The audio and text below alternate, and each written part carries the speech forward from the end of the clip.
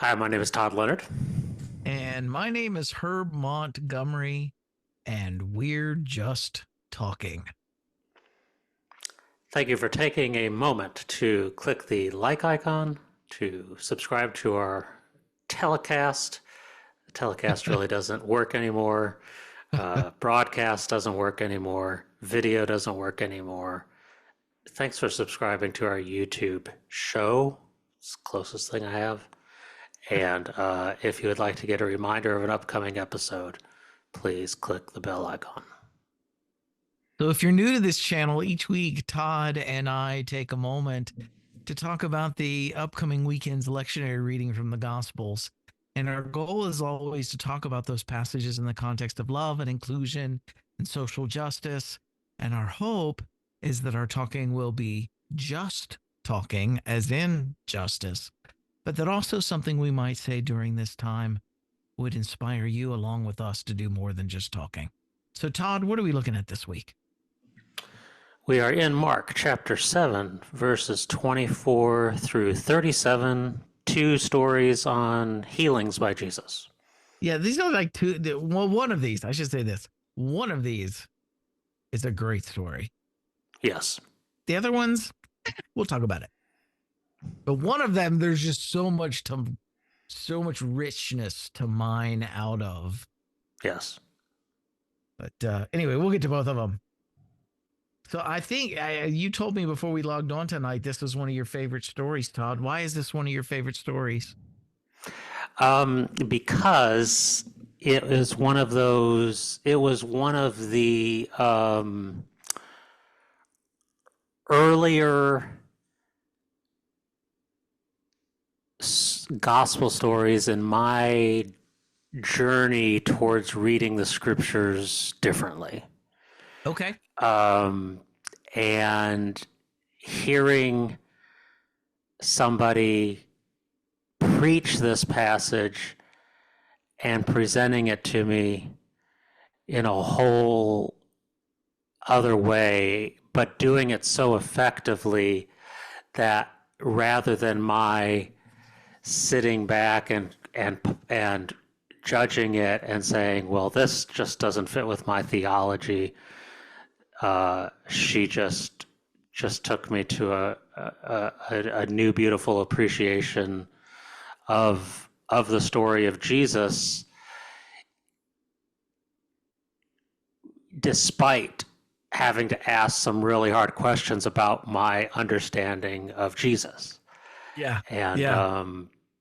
and it was a wonderful wonderful experience. So for the So go ahead. Or No, I was going to say for those who are out there and don't know have any idea what we're talking about, the first story in this week's reading is where Jesus interacts with the Greek woman born in Syria, Phoenicia, and it's the story of where Jesus likens her and her people to dogs. That it's not right to give the children's bread to the dogs, and she says, "Well, even the dogs get to eat the crumbs from the children's table." And so then Jesus turns around and blesses her. And there's just a whole spectrum of ways of reading this story. But that's what mm-hmm. Todd's explaining right now is yeah, it's just, for some people this is a very deconstructing story. It can also be a reconstructing story. Mm-hmm. So Yeah.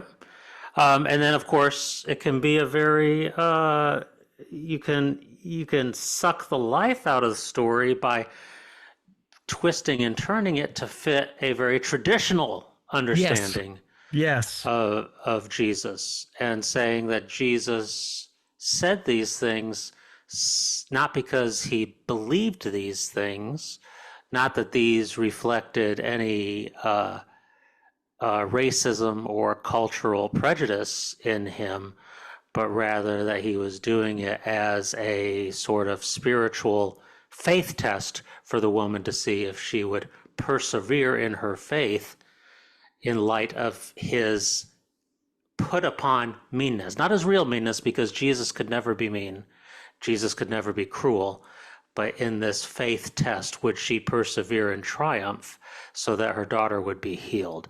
That is the way I was taught the story growing up into my adulthood.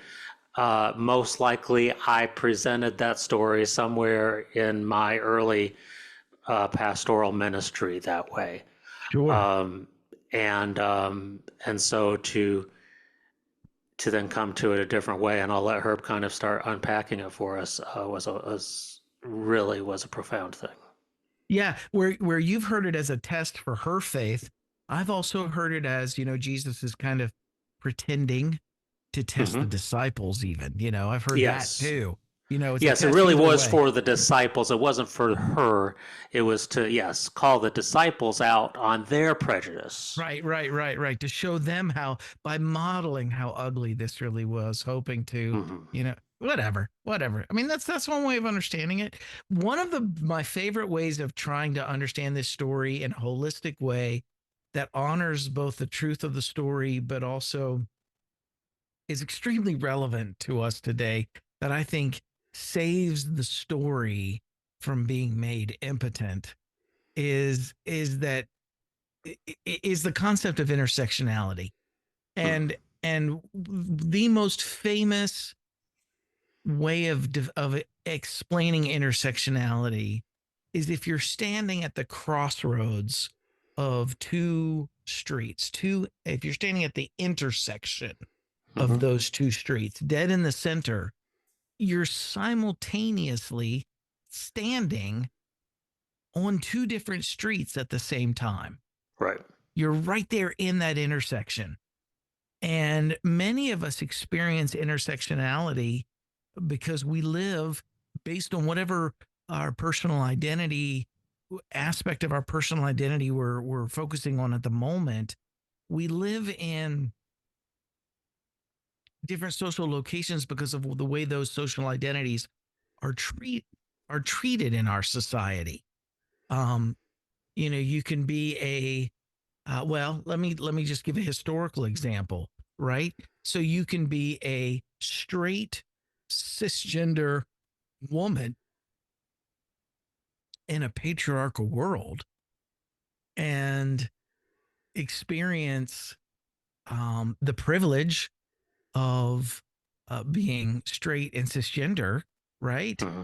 In Hmm. one side, in relation to those who may belong to the LGBTQ community, and white. Let's say she's white as well, Hmm. and so she's got that privilege there. But then in a patriarchy, she suffers some disenfranchisement or some glass Right. ceiling or some Hmm. some underprivilege when it comes Yes. to gender. So she's both. Some people call it oppressor and oppressed simultaneously. Some people call it marginalized and centered simultaneously. You're just standing in two very different social Hmm. locations because Hmm. of different parts of our identities that intersect in certain ways, right? And we can experience both privilege and marginalization at the same time because of who we are, right? Yeah. So Yep. the way that relates to this story is, first we need to understand we never see Jesus relating to Jewish women this way. Mm. This is a Greek woman. Mm. And so we have to understand the history between the Jews and the Greeks. Hmm. The Hmm. Jews were an indigenous people Hmm. who were conquered by Babylon and then the Greeks, and then, you know what I mean, by they Hmm. so the Greeks were a foreign Gentile power culture that had subjugated the Jewish people. So they're not speaking Hmm. from a position of privilege here, saying you low life dogs. They are the indigenous, marginalized, subjugated, Yes. oppressed. Yes. That's how the Jewish people referred to Romans in Jesus' society Yes. too, calling them dogs because they were the oppressors, right? Hmm. And so Jesus is referring to this woman in her Greekness, Hmm. saying, likening her unto a dog that doesn't deserve the children's food at the master's Hmm. table, right? he appears to enjoying this moment of having the tables turned, Yes. where these people have been oppressing his people all over the place. But in this moment, you'd like me, your oppressed people, you'd like me to do you a favor, eh? Well, Right, right. And let's be honest too, the way that possession, with her concern is her daughter is possessed by a demon, and the way that demon possession is used in the Gospel of Mark specifically, mm-hmm, almost every time, it is a metaphor for a very real, concrete oppression that people are experiencing, mm-hmm, which is Roman possession. mm-hmm, You know, like in Mark 6, where we bump into the demoniac. Jesus calls out his name, and the name of the demon is Legion, which is mm-hmm. the largest Roman military, unit that was Right. left in indigenous populations to keep them in line, to keep them from revolting. Right. Mm-hmm, And so mm-hmm, the Greeks, this Greek woman, she's wanting something better for her daughter than she has. She's mm-hmm. wanting liberated from Rome too. Sure. She hears of Jesus the liberator. She comes to him asking if she can share in this liberation, right? Yep. And he's like, "No, it's not right to give the children's food to the dogs." Right.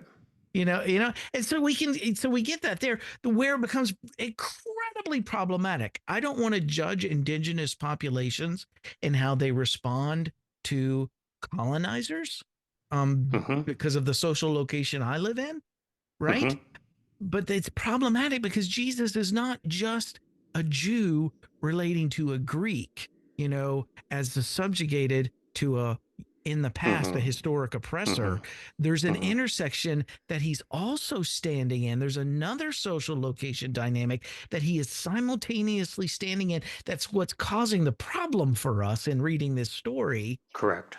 And that's the intersection. That's the social location of patriarchy. He's a man Mm-hmm, also speaking to a woman, mm-hmm, calling her a dog, and that's unacceptable. That's unacceptable. mm-hmm. Unacceptable. And so the way that both of these intersect in this story, I think Jesus learns.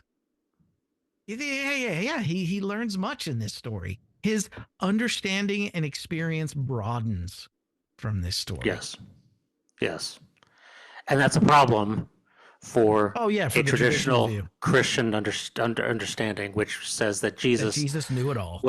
Jesus was perfect. Jesus never fell short. Jesus never sinned. Jesus never, and so you can't have him calling a woman a dog. How else can you interpret that as sin? How else can you interpret that than insulting as falling short of being merely human in this moment? And so it becomes very problematic for the traditional reading of the scripture.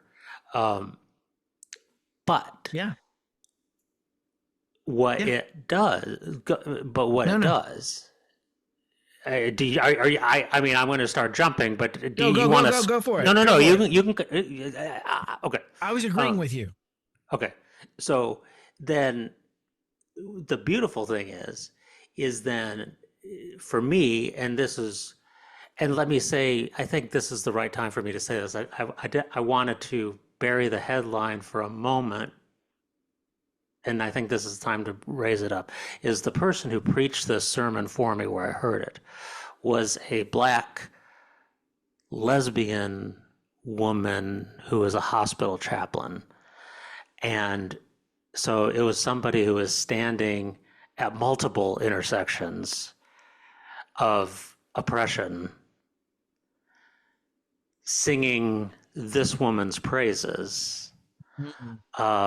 As we see God, it would seem in this story, teaching Jesus something about what God's purposes are in bringing Jesus, leading Jesus on his mission, and how expansive the mission of Jesus should be, that it would also include The a Greeks. people group, the Mm-hmm. Greeks, who had been oppressors in the past, were in general much more wealthy and privileged than the Jewish population, and yet Jesus in this moment is it is revealed to him through the woman he calls a dog, Oh.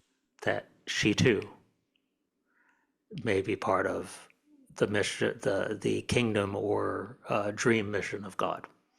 And remember, this is Gospel of Mark. Um, so Gospel of Mark, this is there's nowhere in Mark where Jesus teaches to love your enemies like Hmm. he does in Matthew and Luke. You know what I Interesting. mean? Interesting. And so, and I just looked it up just to double check before I made that statement.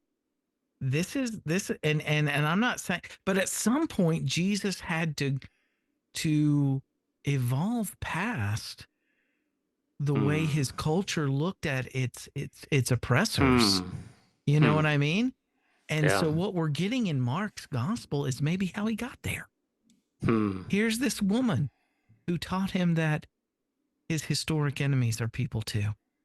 I mean, Yeah. who can't identify? What parent out there can't identify with wanting something better for your child than what you're Yes. experiencing? You Yes. know?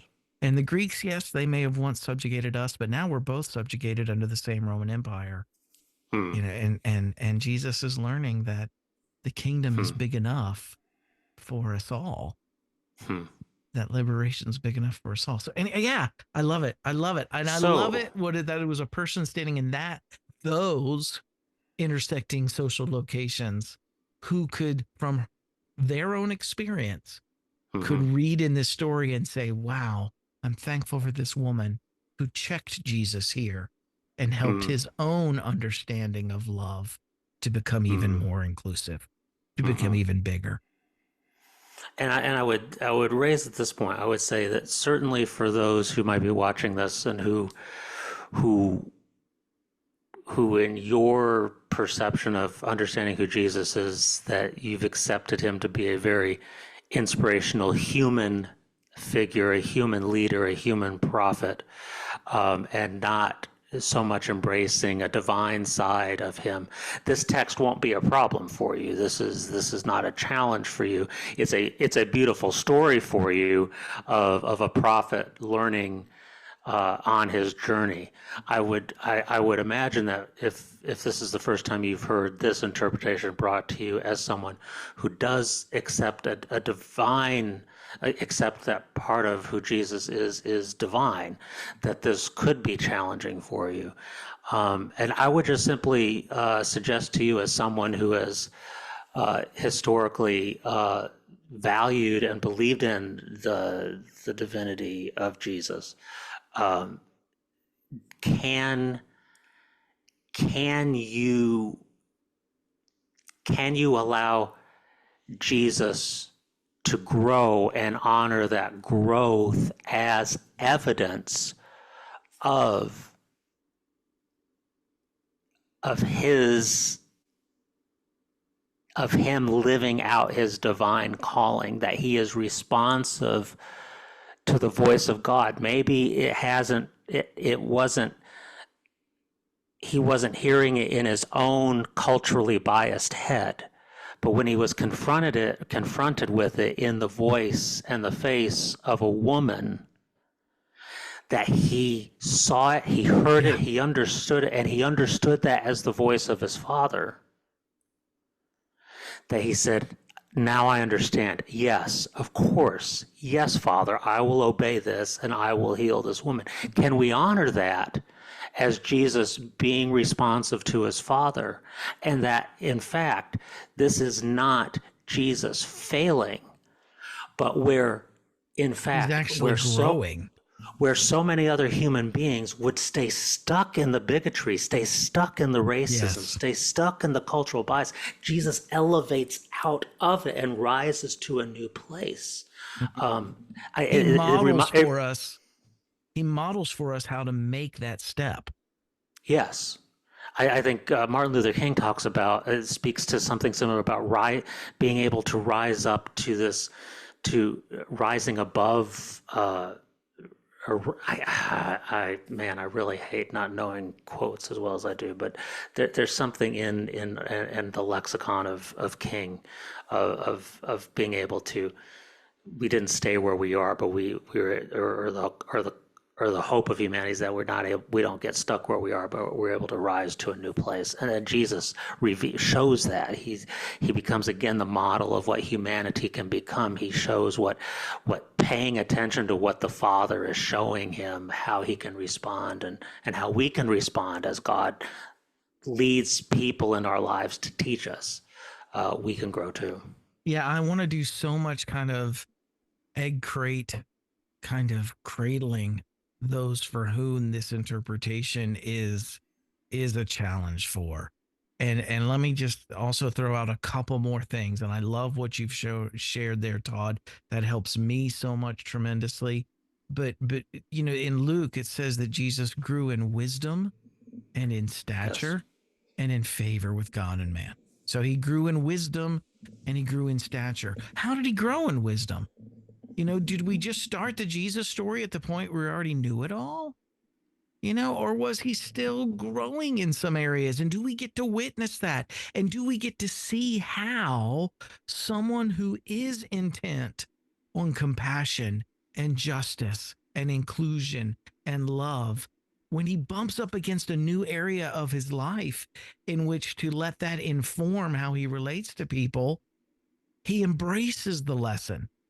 He embraces the lesson and yes, accepts it. And that's where we see the beauty of Jesus and why Jesus is worth following, is because how many of us know people in our lives where when they were confronted with their racial or racist bias, or where they were confronted with their gender bias or their cisgender straight bias, you know, or you know what I mean? Their male bias. How many of us know people who just refused to be humble in that moment and change?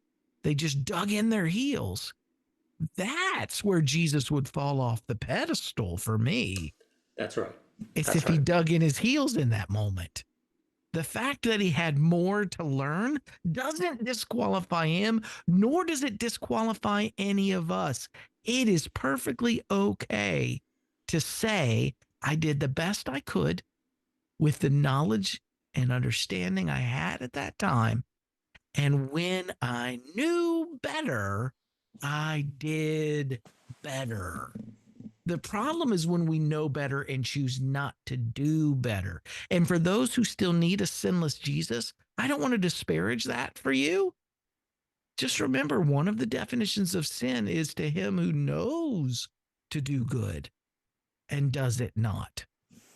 To him, it is sin. We are witnessing in real time in this story this woman pointing out to Jesus an area where his understanding needs to expand and broaden. And in that moment, he doesn't come to know it and choose to keep doing what he's always done.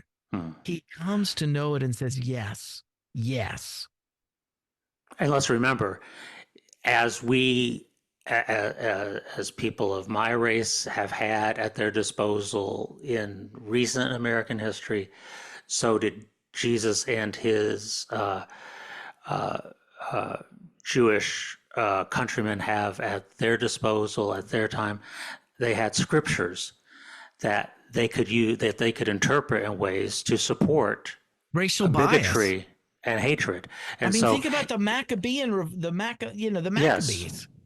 just that alone, let alone just being able to throw, if they wanted to, any non-Jewish nationality under the bus, if they wanted to universalize any passage, if they, depending on what rabbi they listened to, depending on what synagogue, what school of thought they were listening to.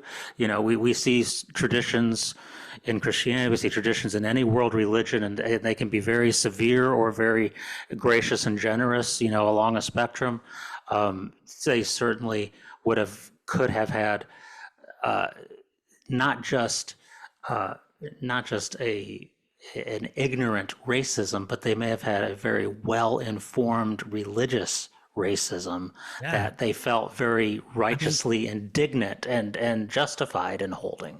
for crying out loud, Todd, in Mark 12, and that's just a few chapters away from us right now. Mm.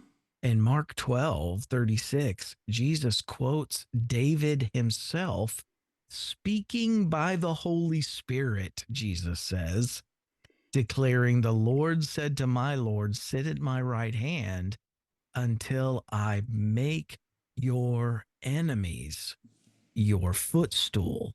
Mm. That's a very different. Jesus is in this moment realizing, oh, that salvation is not my enemies being placed under my feet, but that salvation is big enough to include even change for my transformation for my enemies as well. I mean, Wow. that liberation can change even our oppressors. You know, Yeah. that's and Jesus leans into that. He embraces it. And Yes. what's remarkable, and I know it's just a story, and of course there's literary characteristics here that we have to take into account. Who knows if it really happened this way? But the fact is he doesn't blink an eye. Like he immediately sees it. You know what I mean? It like immediately clicks for him in this story. Like, duh, of course. Go It's away. like for Your him, daughter's and healed.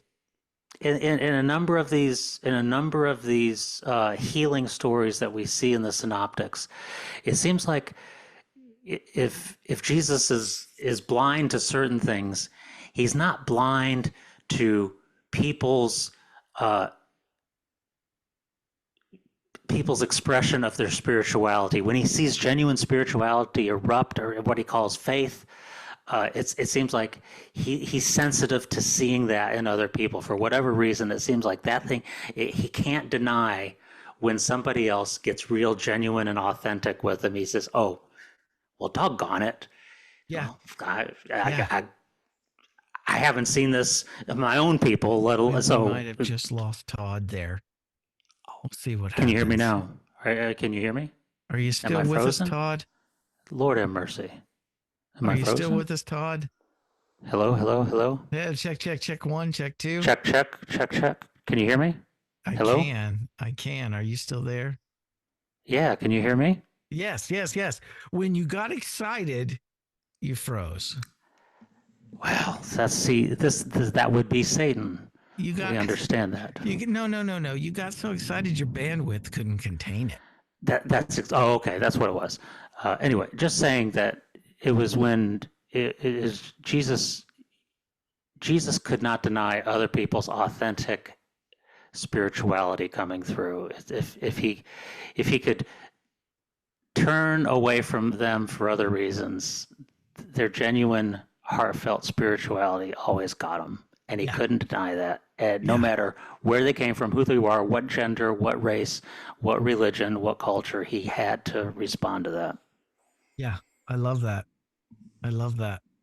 So yeah, it's a great story. I love this story. The next one's kind of a letdown. Compared to the first one, because you and I both are in love with the first story. I mean, it's we don't do this. I mean, I haven't read your blog this week because we're recording this a little bit earlier this week, so I haven't read what you've written on the next half. So maybe you do it more justice in your blog, but I just Well, the I fact just is, yeah. Jesus meets this man who is deaf and almost mute, can Hmm. barely speak. Hmm.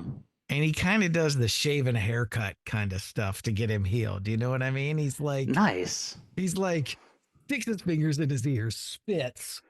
You know what I mean? Touches the guy's tongue, says a word in Aramaic, and then boom, he can hear and he can talk.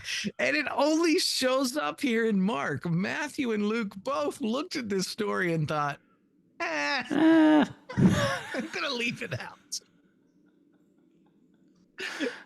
Shave. So This is a shave and a haircut 2-bit story. This is I love when you bring in your little colloquial reflections on I these mean, what passages. is it? Herb, this is great, and you're right. No, He that's a great sticks way his of saying it. fingers in his ears and spits. I Dun dun dun love dun that dun imagery. dun. Dun.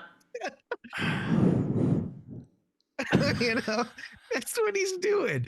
So, but anyway, my point in all of this is that what I wrote about in my blog was that Jesus' society was much like ours today, in the sense that people who live with disabilities are disenfranchised by our system. Right. And where I think this story falls short is not that Jesus restored the man so he could compete in an unjust system that still has winners and losers. Mm-hmm.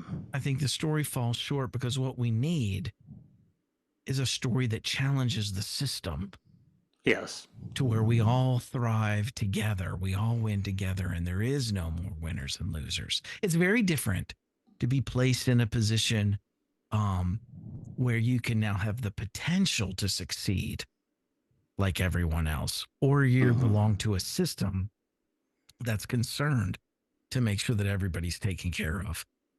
Yeah. And so I wish it was a different kind of story. Mark's going to critique the system in other stories. This just doesn't do it. This story doesn't do it. This one, Jesus restores the man. And I also talk a little bit about ableism in my blog this week, that we Sure. need to be careful when we read the Jesus story, not to, because Jesus often uses disabilities in the Jesus story, or the authors do, Mm-hmm. to, they use To the show off his authors magic powers. that, and they use it derogatorily. They use it Oh, as sure. a pejorative. You know, Yes. so when someone, like when he calls the Pharisees blind leading the Yeah. Oh, blind, right. Right. right? Absolutely. Well, there are Yeah. people out there that are living with very real, concrete vision disabilities, Right. right? And so now, so it's when you're evil, you're blind. When you're evil, you're deaf. When you're Yeah. evil, you Yeah. know what I mean? It's the Yeah. Yeah. villainous. Yeah. It's like what Disney used to do, like with the eye patch. You know, Right. oh, there's the guy with the eye Right. patch. He must be the bad guy. Right. You know what I mean? So Yeah. so you know what I mean? Like he's the pirate. You know what I'm saying? That's what Disney used to do. I don't know if they still do it. I haven't watched anything Disney in decades, but if you don't count Star Wars. But no, I mean there's this the tendency in the Gospels for anyone with a disability to be considered less than. And we Yeah. need to be more responsible in our Jesus storytelling today. We can do better. Yeah. And not to let anybody off the hook. It's the same thing with, with any generational thing is, and what you said earlier about her about saying when you know better, do better. Right. Obviously, there's a lot of ignorance at this time about, and so the harmful things and the and the unnecessary limitations and the unnecessary shame and the unnecessary harm that was done to people with disabilities is, untold damage, because they didn't understand and they didn't, and so that's certainly just so again, why it's so important and why you make the effort to pay attention to these things is so that we do not subtly perpetuate Perpetuate these harm. things Yes. in our spiritual expressions today. And those of us who are going to be presenting this from the pulpit or in a Sunday school class or anything like this, We that we're don't need not to throw people who live with disabilities under the bus to lift up Jesus.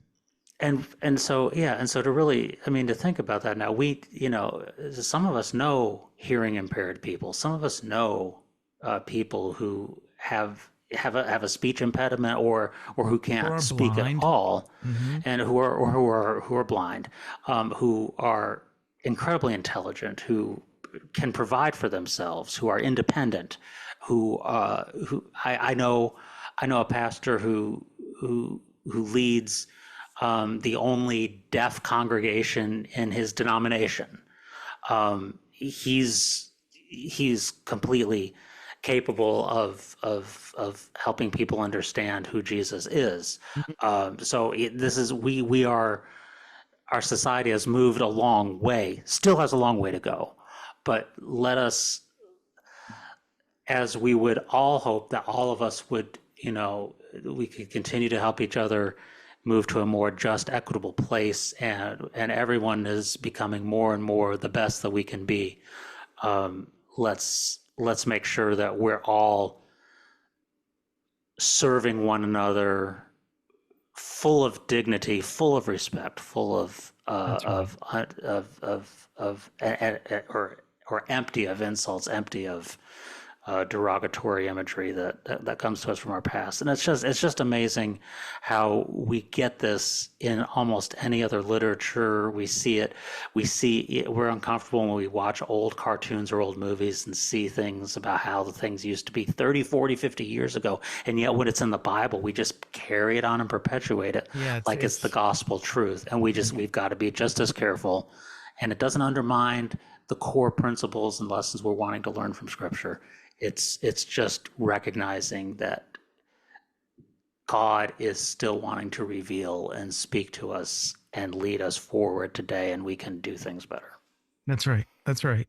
That's right. And I want to say too, where science and technology can give advancements that may make the life of those who certain ones who live with disabilities, certain folks, it can make their lives maybe give them greater ease or make it easier.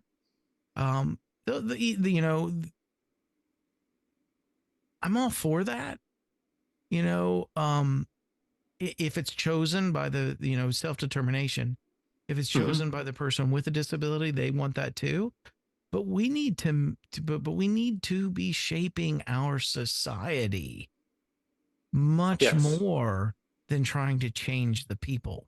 You know what I mean? People who live with disabilities. We need to be changing our society to where we don't have a society that does make them vulnerable. Yes. That's So well yeah. said. That's well said. So yeah, that was where I went with it this week. That yeah, it's kind of a weird story. The rest of the gospel authors chose not to even include it, much less comment on it. So if I'm going to comment on it at all, it's we can do better.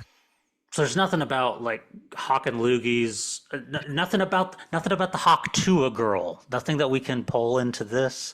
Anything, nothing about I can't believe you sticking. went there, Todd. That's right. I went there. I went Jesus is there. the original Haktua in this No, story. no, no, no. I didn't Is that say what you that. said? Is that what you No. said? Oh, no, no, no. That was a Herb Montgomery quote. I'm recording. I'm making sure that's staying in the recording right there, buddy. Um, no, I No, was. it's true. Jesus pokes in the ears, Yep. spits, Spits on the ground. touches the tongue, Yes. says a word, and it's open. That's just weird. It's just It's weird. weird. It's weird. It's weird. Jesus loves the hawk to a girl too. I think God loves her too, right? I mean, if we're talking about we'd have to Dude, continue. I'm We, actually jealous of her. Do you know why? why? Because I've worked my tail off my entire life, and she's now Yeah, set for life just from one I know. TikTok video. I know. Just from one TikTok video. See, folks, this is what we're saying. This is why we need you to like, subscribe, and click that bell icon. Because honestly, that's all Herb and I want is just one day as the hawk to a girl. That's all we want. That's what we're subscribing to. I didn't say that.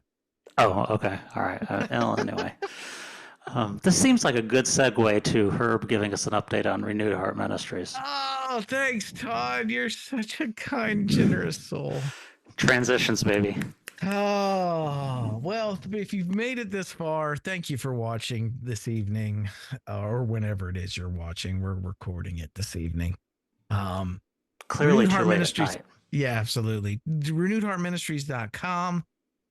Most of the 99% of the resources there absolutely free. Go there and check it out. Renewed Heart Ministries is a ministry dedicated to helping people explore the intersection of their faith and their passion for social justice together. And so, yeah, go to our website. There's tons of resources there, tons of stuff there. If to all of our supporters out there, let me just also just say a special thank you for supporting Renewed Heart Ministries work. We just couldn't do what we do without you. And if any of you out there would like to join them in supporting Renewed Heart Ministries, you can do so by also going to renewedheartministries.com and clicking donate. My new book, Finding Jesus, a Fundamentalist Preacher Who Discovers the Social, Political, and Economic Teachings of the Gospels, is available on Amazon and Kindle, paperback. It's on Audible as an audiobook. Social Jesus podcast. You'll find that on the website. And then this show. If you enjoy this show, please, as Todd said at the very beginning, take a minute to like, subscribe, hit the notification button, leave us a comment, let us know you were here. Let us know. Email it to your friends. You know how your friends like random emails with Everybody loves links email. that you think is really important? Email this link to your entire mailing list. That Thanks, would be Todd. great because everybody would love it. Yeah, you'll have so many friends after you do that. All right. Just full of great ideas, folks. All So right. thank you so much, guys, for watching this week. Hopefully, we've given you some. If you preach from the lectionary each week, hopefully we've given you something to that you can use for your presentation this weekend. If you're just looking for thoughts on the Jesus story from a more progressive perspective in the context of social justice, I hope we've given you some thoughts there too. And if you were just needing to find a way to fall asleep, I hope you've fallen asleep by now. Good We're night. here to Sleep serve. well. We will wish you a good week, and we'll see you next week. Take care, Thanks, everybody. everyone.